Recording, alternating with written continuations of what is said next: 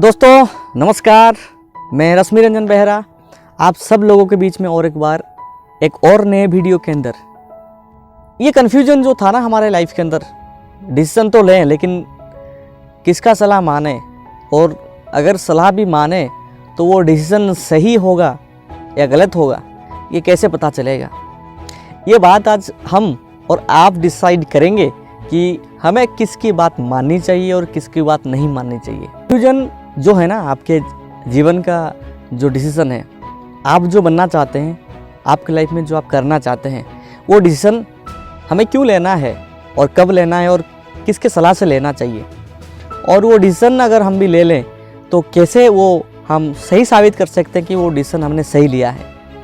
इस मुद्दे पे आज हम आपके साथ बात करने वाले हैं। लेकिन ये कन्फ्यूजन दूर तो हो जाएगा और मैं आपकी इस कन्फ्यूजन को दूर भी कर दूंगा, लेकिन उससे पहले चलिए सुनते हैं एक स्टोरी, जिसके माध्यम से आपको ये पता भी चलेगा कि एक्चुअल में आप किसकी सलाह लेना चाहिए, आपको किसकी सलाह एक्चुअल में ज़रूरत है और आप किसकी सलाह लेते हैं, और किसको आप इग्नोर करते हैं और किसको आपको प्रायोरिटी देना चाहिए।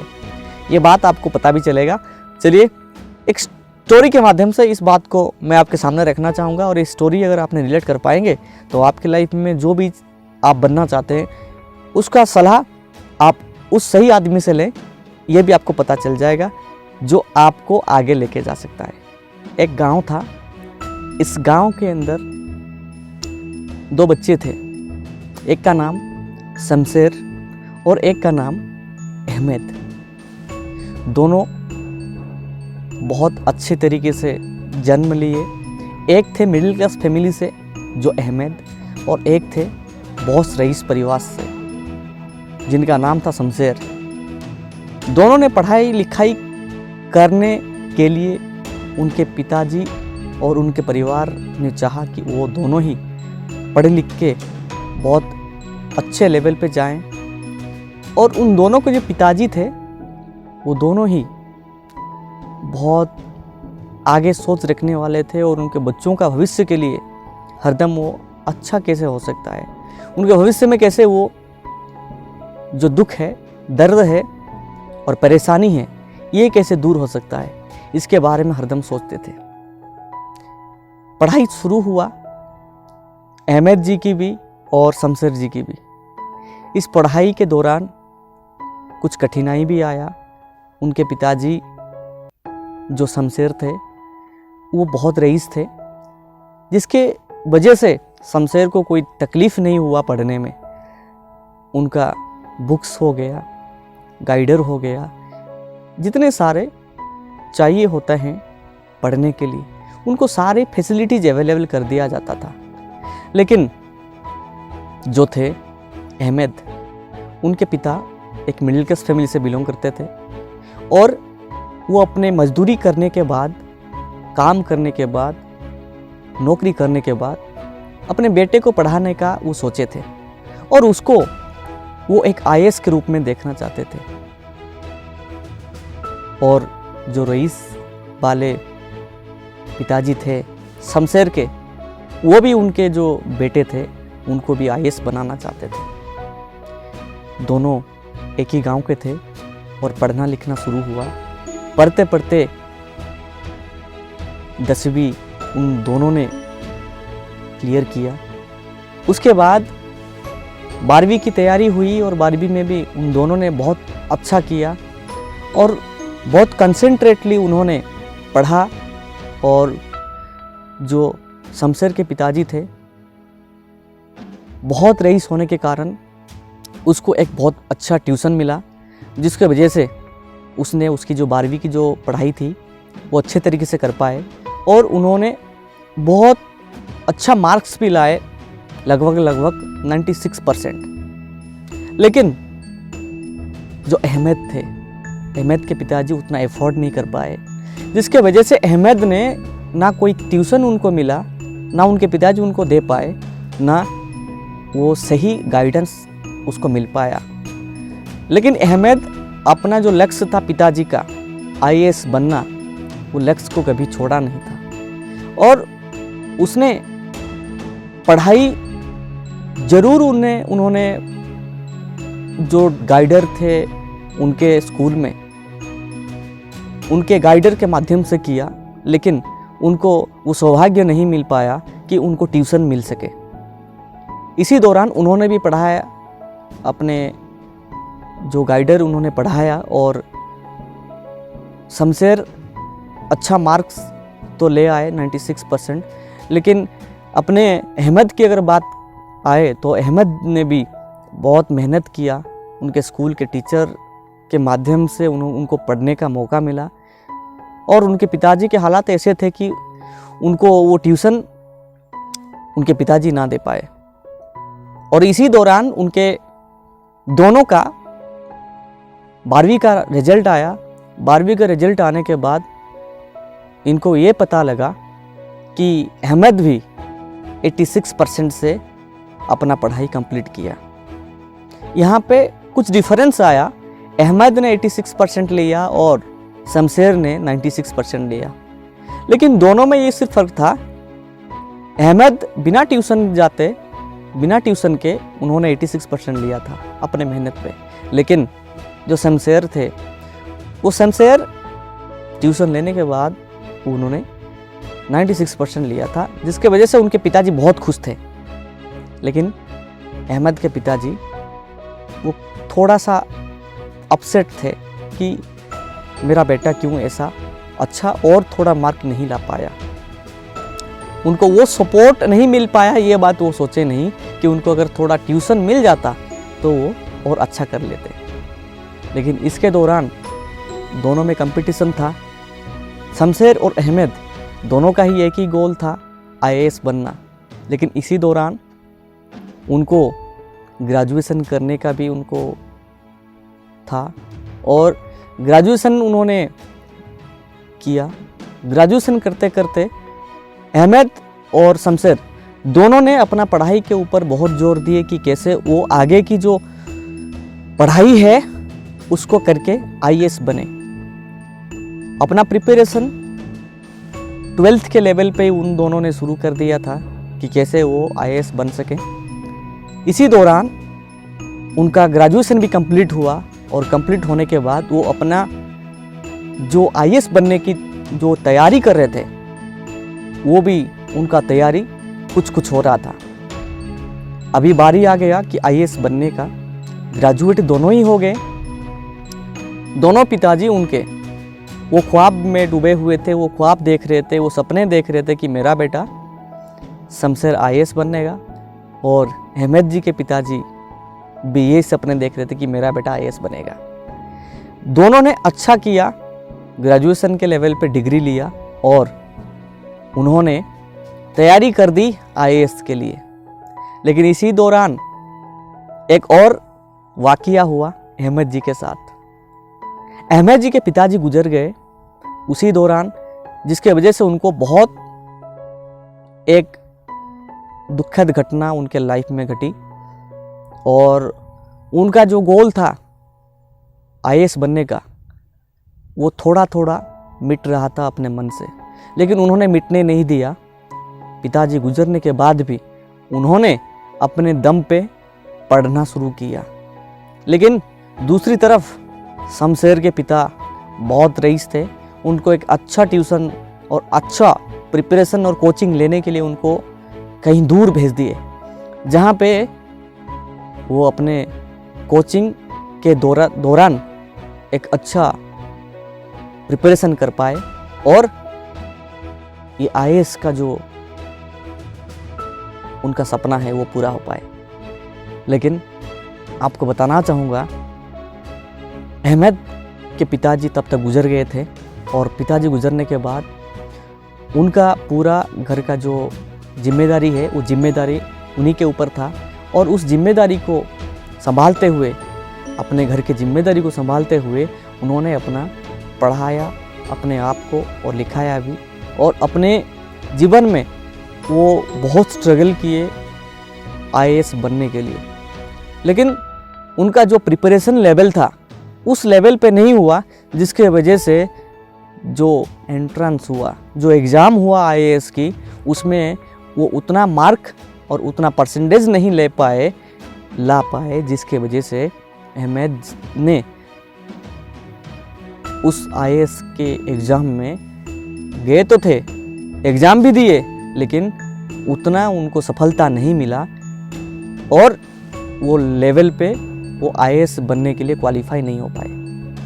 लेकिन दूसरी तरफ एक थे शमशेर जी, उनके पिताजी उनको एक बड़े लेवल पे उनको पढ़ाने के लिए दूसरी शहर भेज दिए थे। वहाँ पे उन्होंने पढ़ा, अपना जो पढ़ना शुरू किया और प्रिपरेशन और तैयारी की, जिसके वजह से उन्होंने पहले ही एग्ज़ाम और प्रिपरेशन के अंदर उन्होंने अपने आईएएस की जो एग्ज़ाम है उन्होंने क्वालिफाई किया और वो सफल हो गए अपने एम में, आईएएस बनने में, और उनके पिताजी बहुत खुश थे।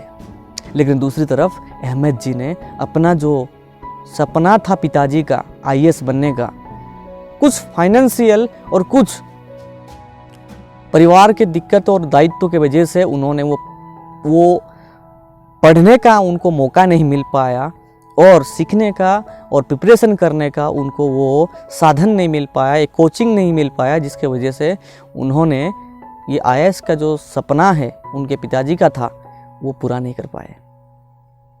आप मुझे बताइए इसमें दोष किसका है? दोनों ही चाहते थे आईएएस बनना, लेकिन समय ने किसी को बेहतर बनने के लिए उसको एक मौका दिया और किसी ने ये भी कहा है कि समय के हिसाब से हमें बदलने की ज़रूरत है। लेकिन शमशेर को अपने पिताजी के माध्यम से बहुत अच्छा लेवल पे उसको एजुकेशन मिला, एक प्रिपरेशन मिला, जिसके वजह से वो अपने आप को उस लेवल पे देख पाया और वो उसका जो ड्रीम था, एम था आईएएस बनना, वो पूरा कर पाया। लेकिन अहमद अपने लाइफ के अंदर बहुत निराशा में आ गया और वो असफल में गिनती हो गई, उसका नाम असफलता उसको मिला कि उसने आईएएस नहीं बन पाया। इस दोनों ने एक ही गोल तय किया था, आईएएस बनना, लेकिन एक ही गोल में एक ने सफलता पाली और एक ने असफल का स्वाद चखा।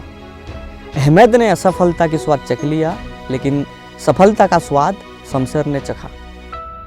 ये बात अगर मैं आपको बोलूं, अगर आप और हम बनना चाहेंगे तो किसकी तरह बनना चाहेंगे, और अगर सीखना चाहेंगे और सलाह लेना चाहेंगे तो किसकी सलाह लेना चाहेंगे?